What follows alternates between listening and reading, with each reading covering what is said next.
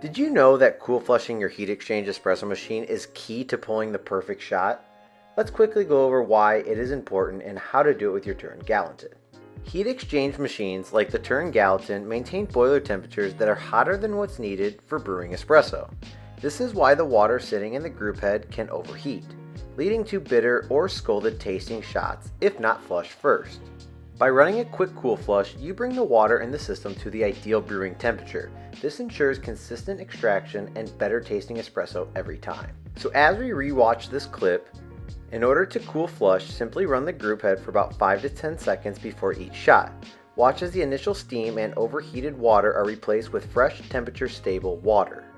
With the group head properly flushed, you're ready to pull a perfectly balanced shot.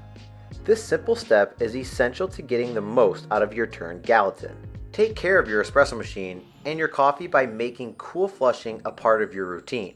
For more coffee tips and advice, follow us at Espresso Outlet, and happy brewing. We'll see you in the next one. Peace.